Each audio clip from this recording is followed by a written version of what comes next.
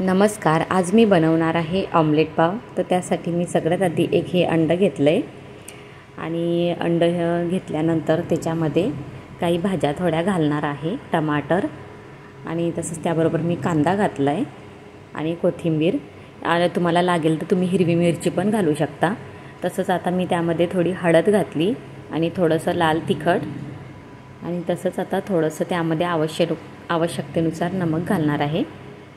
हे छान व्यवस्थित मिक्स करून घ्यायचं. हळद, नमक आणि तिखट व्यवस्थित मिक्स असं झालं पाहिजे त्यासाठी. आणि मी जे चौकोनी पाव आहे हा मी एक पाव घेतला आहे. आता हे दोन्ही साईडने व्यवस्थित मी भिजवून घेणार आहे.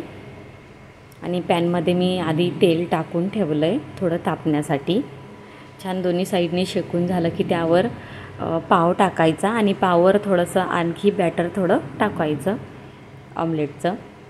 आणि तसंच मी आता दुसरा पाव पण खालच्या साईडने ऑमलेटमध्ये भिजवून घेतला आहे आणि वरच्या साईडने मग बाकी राहिलेलं मी टाकून दिलं आहे सगळं अंडं. दोन्ही साईडने व्यवस्थित भाजून घ्यायचं एकदम मीडियम आचेवर, म्हणजे व्यवस्थित होतील. रिषभ झोपेतून उठल्यावर त्याला गरमागरम काहीतरी खायला द्यायचं म्हटलं तर चला ऑमलेट पावच बनवूया आणि त्याला आवडतो पण. मस्त छान बघा दोन्ही साईडने छान भाजल्या गेल्यात भाज्या आणि ऑमलेट पण छान असं पाव झाला आहे कुरकुरीत. आणि काही कच्चं पण असं राहिलेलं नाही आहे. मी तुम्हाला दाखवून देते कट करून किती पद्धतशीर एकदम व्यवस्थित असं झालेलं आहे. तुम्ही पण घरी नक्की बनवा. नाश्त्याला तर खूप छान रेसिपी आहे. गरमागरम खायला घ्यायचं. तुम्हाला दाखवते एकदम छान असं झालेलं आहे मध्ये पण. तुम्ही पण बनवा. पुन्हा भेटूया. बाय.